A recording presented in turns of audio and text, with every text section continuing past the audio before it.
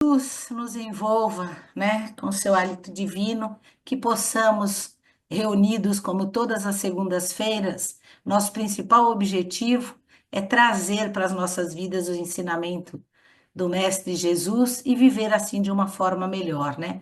A gente sabe que o orar e vigiar está justamente aí, não abandonarmos os ensinamentos do Mestre Jesus, seja em qual religião for. Internet instável. Falamos este mês de maternidade. Trouxemos Nossa Mãe Santíssima Maria de Nazaré. O Jorge, a semana passada, trouxe um pouco da mãe no lado material. E agora nós vamos utilizar essas 2 semanas para falar dos filhos, tá? Nós trabalhamos o livro Espírito de Verdade, né, de Chico Xavier e Valdo Vieira, e eu disse que era uma coleção de 5 livros. Este é o segundo deles, ainda de Chico Xavier e Valdo Vieira, não mais com espíritos diversos, mas com Emmanuel e André Luiz. Estude e viva. E é desse livro que nós pegamos o tema filhos. Ele é psicografado pelo Chico e pelo Valdo e tem um capítulo lá que trata dos pontos perigosos que os pais devem se atentar. E é muito interessante que a gente vê na doutrina espírita que ora somos pais, ora somos filhos, de acordo com as reencarnações, com as vidas sucessivas, né? Que é um dos princípios do espiritismo. Talvez não sejamos pais ou mães, mas sempre seremos filhos. O filho de alguém. Então, a semana passada, o Jorge trouxe o tema mãe, né? E lá, o último parágrafo do tema do Jorge era assim: honrarás pai e mãe, a lei determina. E ele diz: não te esquecerás, porém, de que se teu pai é o companheiro generoso que te descerrou o caminho para a romagem terrestre, se teu pai, né, participou desse momento que você veio para cá, tua mãe é o gênio tutelar que te acompanha os passos em toda a vida a iluminar-te o coração por dentro com a bondade e a perseverança da luz de uma estrela. Então, como Chico mesmo dizia, né? A mãe, ela ultrapassa os limites da vida, né? Ela vai atrás do filho pela eternidade. Até na volta como espírito, a gente viu aquela mãe do livro do André Luiz que ficou 700 anos tentando resgatar o filho do umbral, né? Daquela falange que ele vivia administrando e conseguiu resgatar. A gente vê a mãe do Chico Xavier o acompanhando. Então, esse amor de mãe é um amor que passa as vidas, né? De tanto amor que é. Mas hoje a gente vai falar da responsabilidade dos filhos, está lá. A lei de Deus determina: honrarás pai e mãe. O livro Pensamento e Vida, que a gente já estudou bastante, o primeiro parágrafozinho dele ali, do texto Filhos, que é o capítulo 13, já nos dá uma visão ampla disso. Olha, nasce a criança trazendo consigo o patrimônio moral que lhe marca a individualidade antes do renascimento no plano físico. Como nós temos na doutrina espírita o princípio da reencarnação, sabemos que nós temos diversas vidas, né? Então, antes de qualquer nascimento, como temos outras vidas, já vivemos outros momentos, nós vamos guardando a nossa individualidade. Então, se eu sou uma pessoa muito amorosa, eu carrego isso. Se eu sou uma pessoa rancorosa, eu carrego isso, né? Mas, no entanto, receberá os reflexos dos pais e dos mestres que lhe imprimirão a nova chapa cerebral, as imagens que, em muitas ocasiões, lhe influenciarão a existência inteira. Então, aí está dizendo assim, até coloquei aqui, ó, que no Espiritismo, o nascimento não é um ponto de partida. Ah, meu filho nasceu, é um ponto de partida. Ele nasceu ali na carne, né? Mas ele já era um espírito, né? Então, o nascimento não é o que começa, ele é um marco dessa jornada de muitas vidas que tivemos. Então, ele é muito mais amplo do que só o nascimento, não é verdade? E a família, onde está lá o pai e a mãe, é uma reunião momentânea entre indivíduos, mas existem laços e fatores que marcam esses encontros e reencontros. Ninguém nasce no lar errado. Estamos ali para aprender. Vossos filhos são espíritos, afirma lá Emmanuel no texto, né? Aí é uma grande responsabilidade nossa, né? Filhos para o mundo ou filhos para uma formação universal mais ampla, né? Formar para o mundo, para este mundo, ou para a vitória como espírito. Então, a gente sempre fala aqui nas palestras, importante retomar que a Juliana está chegando, que nós temos os dois lados da moeda, a valorização da parte material, que é o nosso corpo, né? Precisamos de uma casa, de um carro, tudo, mas também o outro lado da moeda que é valorizar a nossa parte espiritual, internet instável, tendo em vista que nós acreditamos que somos espíritos trabalhando hoje no corpo para evoluir. Então, já que acreditamos no espírito, nós consideramos que o filho pode desencarnar antes dos pais? Um filho pode partir, né? Morrer antes dos pais? Aceitamos que a vida do filho continua após esse desencarne? E mais, entregamos esse espírito ao Criador melhor do que recebemos? Então, veja, o nascimento é um marco, mas a construção evolutiva dessa identidade está ali como uma missão. Nós vamos ver mais para frente que ela é uma missão dos pais. E a infância é o período mais importante para esse papel educativo. Herdeiro de si próprio, herdeiro das suas próprias escolhas, temos livre-arbítrio. Filhos não herdam culpas ou responsabilidades dos pais, tá? Porque tá lá no no Evangelho, né? Os laços de sangue não estabelecem necessariamente os laços espirituais. O corpo nasce do corpo, mas o espírito não procede do espírito. Não nasce ali, porque ele já existia antes da formação do corpo. Nós somos espíritos e aí viemos viver nesse corpo para evoluir. Então ele vai falar que é a reencarnação. Então ele vai falar assim: o pai é responsável pelos equívocos dele, o filho é responsável pelos equívocos dele. Cada um plantou e cada um vai ter a sua colheita. Nós já trabalhamos algumas palestras, eu e o Jorge, de falar desta individualidade. Tudo que eu construo permanece comigo. As coisas boas e as coisas não tão boas, porque cada um é responsável, tem o seu livre-arbítrio, pode fazer as suas escolhas. Então, essa infância é o momento mais propício de educar. Porque a criança está ali como um molde, prontinha para receber. Eu até brinco e coloquei um baldinho aqui, já já eu mostro. Ela fala, ó, receberá os reflexos dos pais e dos mestres que lhe imprimirão a nova chapa cerebral. Então está ali livre, não lembra de nada do que veio da outra vida, os 7 primeiros anos, não é? Depois ela começa a recordar. Em muitas ocasiões, e tudo que ele aprender nesse período vai influenciar a vida toda dele. Eu falava na escola para as minhas mães que a criança, isso são pedagogos, né, pensadores sobre infância, que a criança é como esse baldinho. Tudo que você coloca dentro dele até 5, 6 anos, você consegue depositar. Depois ele começa a transbordar.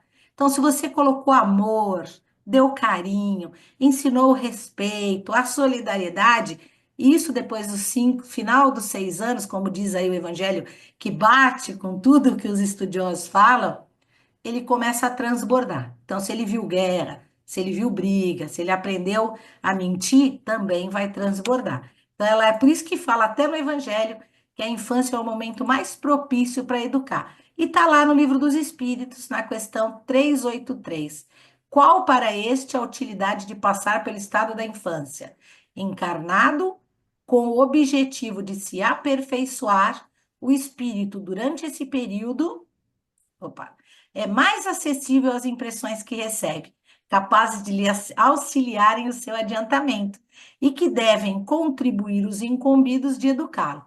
Então, a gente vem na família, com um compromisso iluminativo, você aceitou ser o pai daquela criança, né? A mãe, a criança pediu para estar nascendo ali, tá?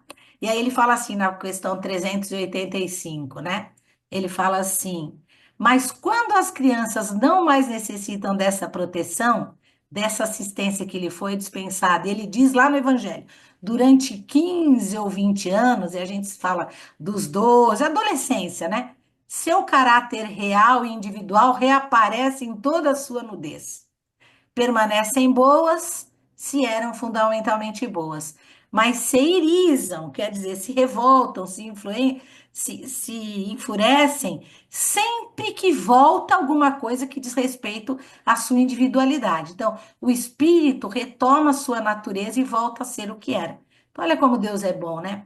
A gente nasce com o esquecimento, porque a gente ia enlouquecer se soubesse tanta coisa que nós fizemos, né? E a gente tem esse período da infância ali para que encham o nosso baldinho. É a melhor fase, o momento propício para se educar a criança. Porque depois dessa fase, volta, desperta nele a individualidade dele, aquela caprichoso. Então a gente vê uma criança de 4 anos birrenta, caprichosa, e você vai procurar meios de fazer com que ela, né, que se dissolva essa birra. Olha a importância da infância para a criança, para esse baldinho que a gente fala aí de encher, né?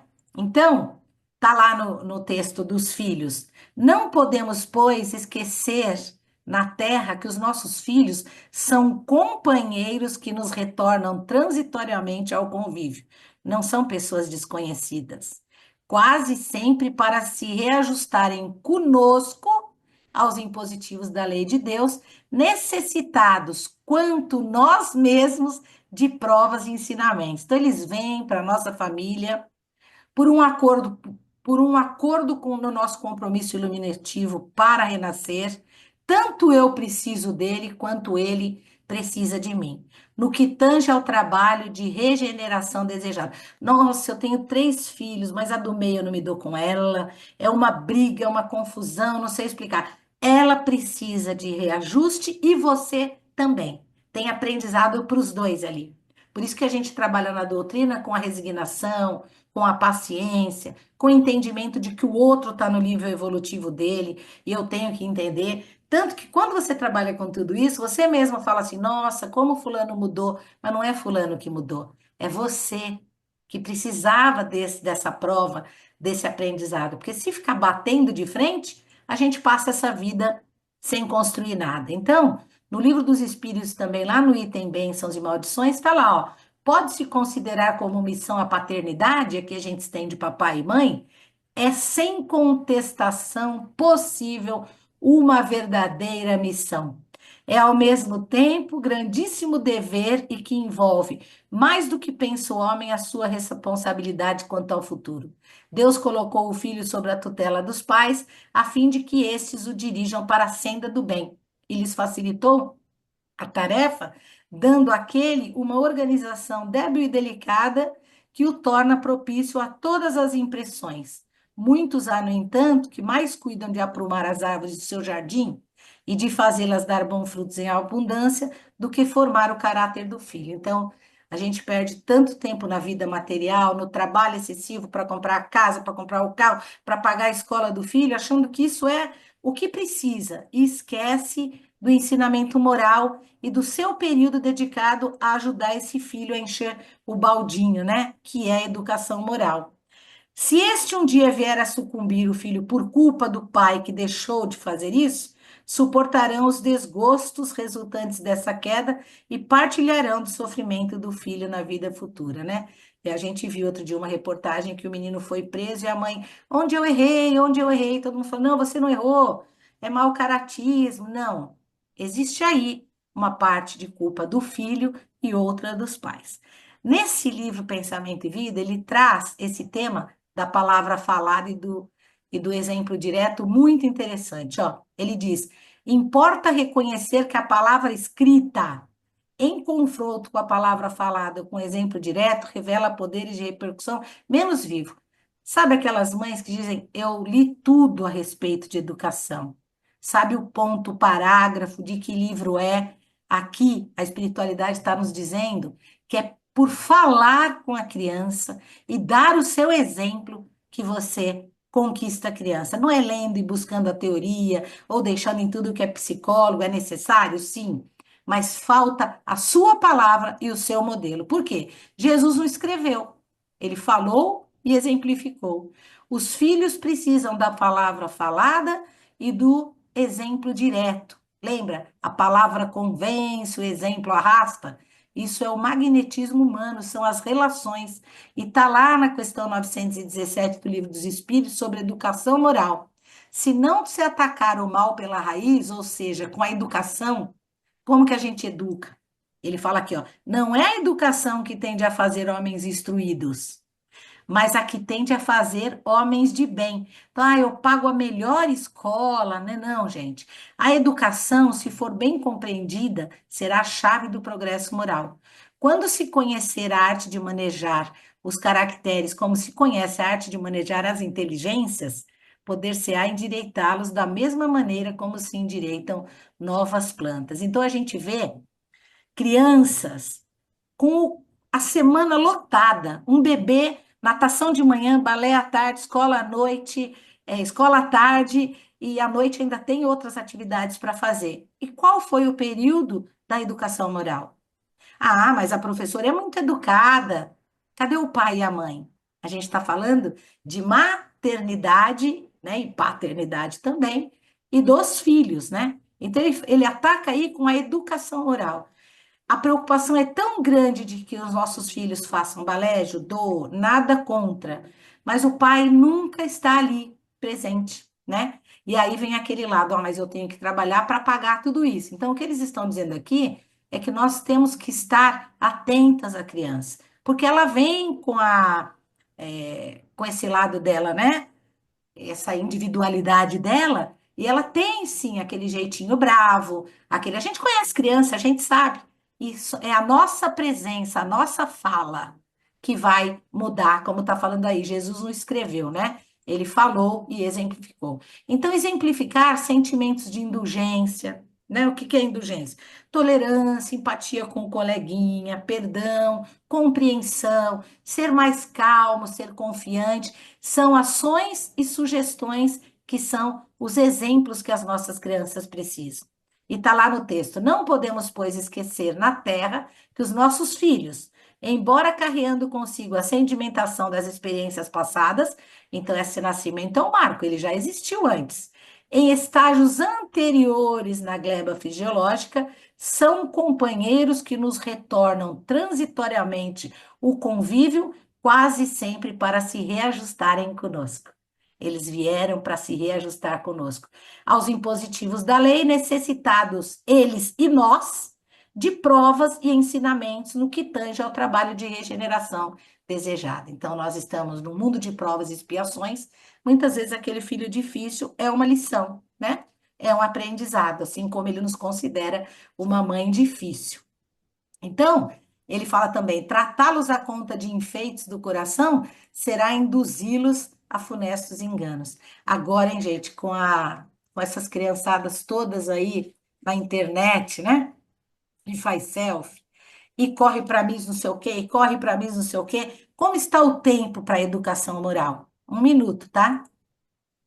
Acolhendo-a com amor, cabe nos recordar que o coração da infância é uma urna preciosa a incorporar-nos os reflexos, troféu que nos retratará no grande futuro, no qual passaremos todos igualmente a viver na função de herdeiros das nossas próprias obras. Então, os bibelôs, né? A gente está falando tanto agora dessas bonecas, né? Os bibelôs, a fuga, é a fuga à educação, né? Tudo isso são trabalhos para a gente parar para pensar. Ótimo eu dar o balé para minha filha, mas eu tenho, depois do balé, tomado um café com ela, conversado sobre o balé, a relação dela com os amiguinhos, né? Tudo com essa situação de indulgência, de calma e de confiança. Então, essa educação moral é a educação que né, e o Lúcio vai falar naquele livro Jesus no Lar, que o lar é o cadinho santo, o forninho reparador. E aí nós aproveitamos a estudar o livro No Espírito da Verdade, que ele dizia da construção dos pães do Espírito, né? O pão do amor, o pão da caridade, o pão da alegria. Então, o lar é o lugar desta construção, dos nossos pães do Espírito. Lar é construção espiritual, de bons fluidos, de boas vibrações. Quais as paredes vibratórias tem no nosso lar? Qual é a nossa relação filho? Qual é a nossa relação pais? Qual a atmosfera fluídica do nosso lar?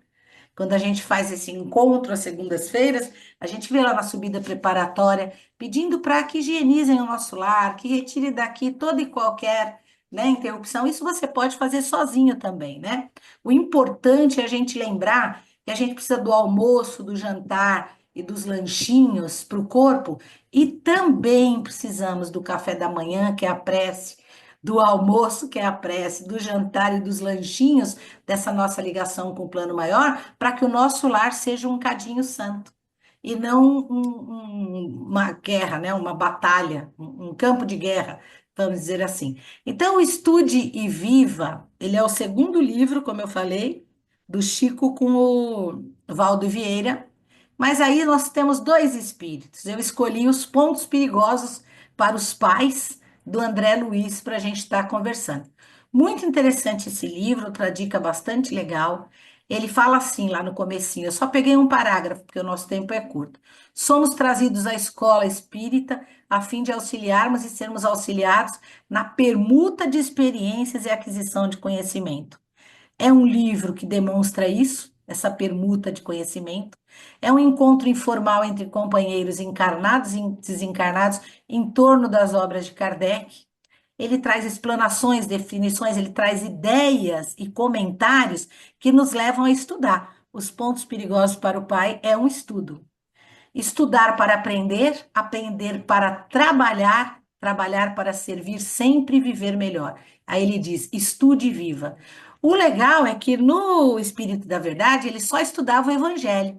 E aqui no Estude e Viva ele fala qual é o item do Evangelho que a gente vai abordar e qual a questão do Livro dos Espíritos.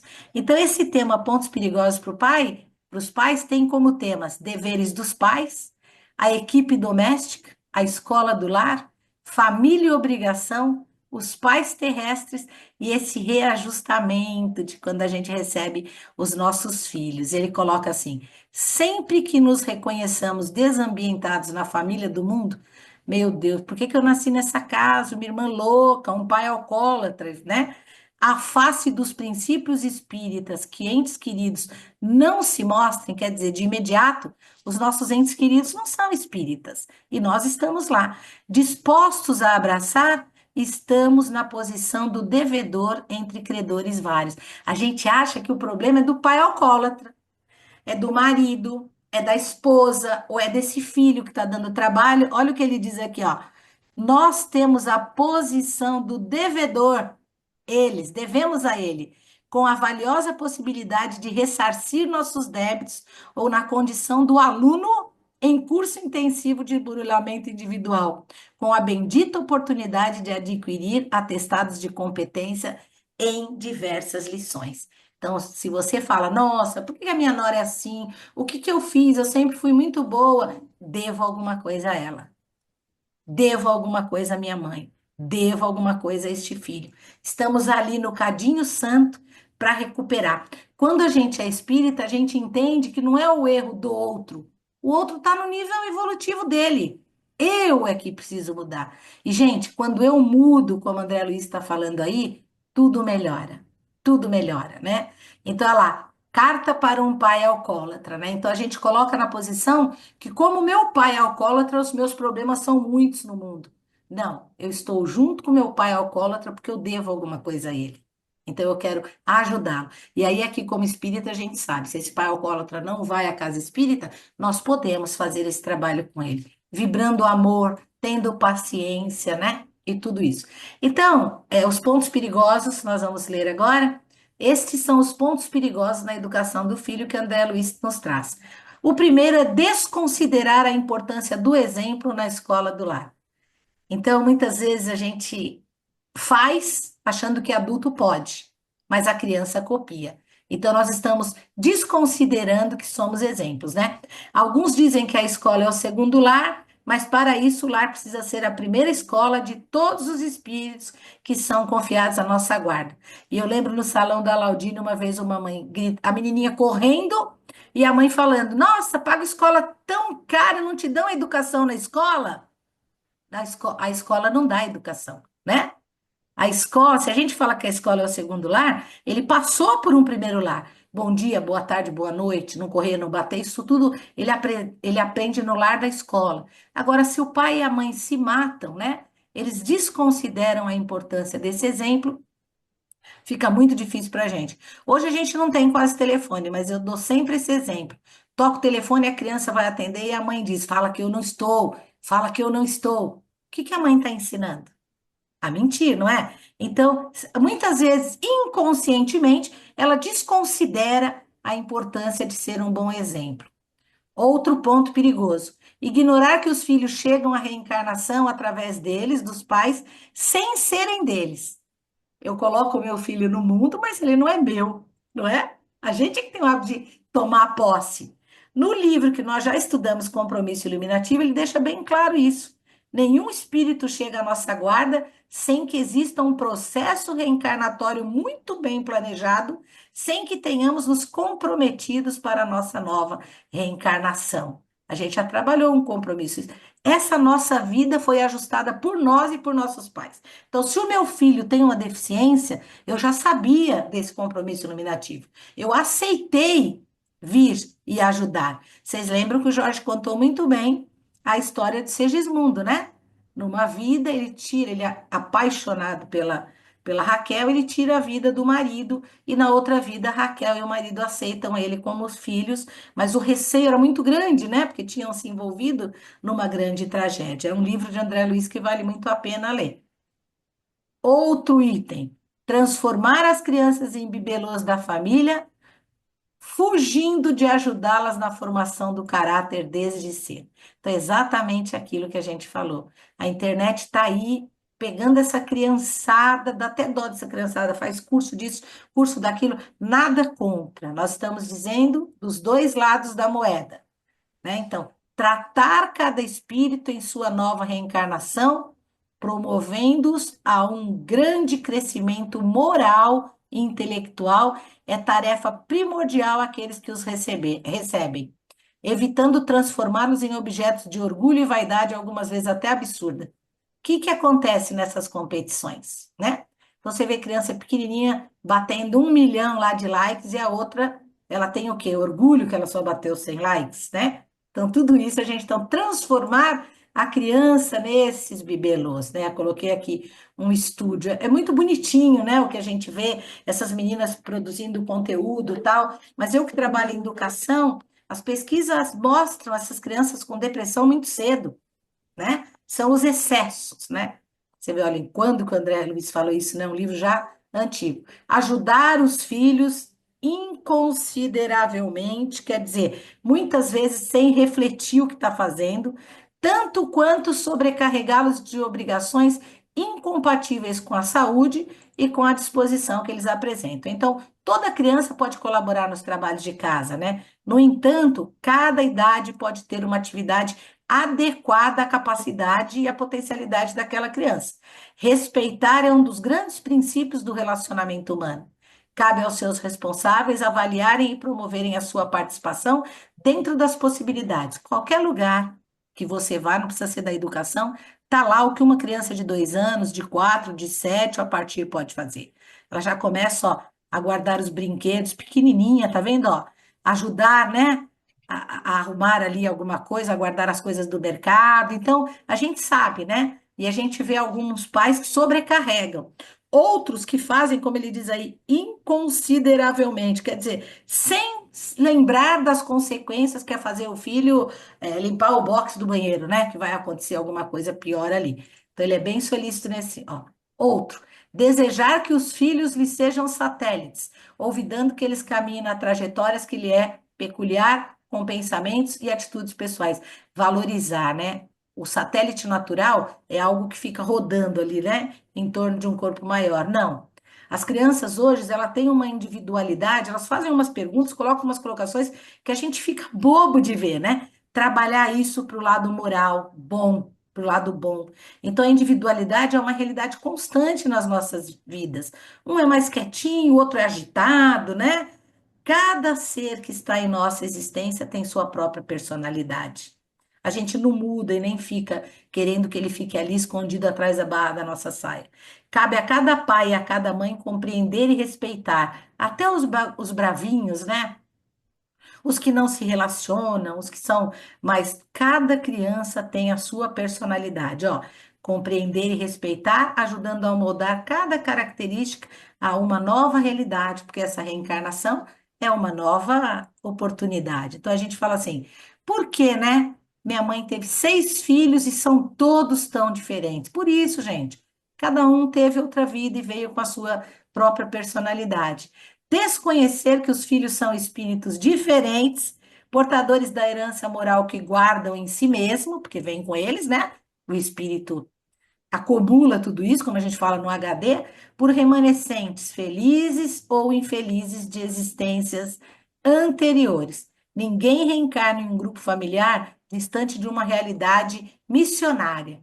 Vem ali para aprender, de resgate ou reconciliatório. Ou eu venho com uma missão ali de ajudar, ou vou resgatar algo, ou vou me reconciliar com os meus pais. Ignorar tal realidade é desprezar a realidade da justiça de Deus. Outra, desinteressar-se dos estudos que lhe dizem respeito. Não é a escola que ensina aquele conteúdo, né? O pai tem que ser conhecedor do que a escola está ensinando. Então, isso é cooperar com o crescimento intelectual dos seres que foram confiados à nossa guarda, podendo promover o seu crescimento de forma direta ou indireta, o nosso crescimento também. Quanto a gente não aprende com essas crianças quando elas estão na escola?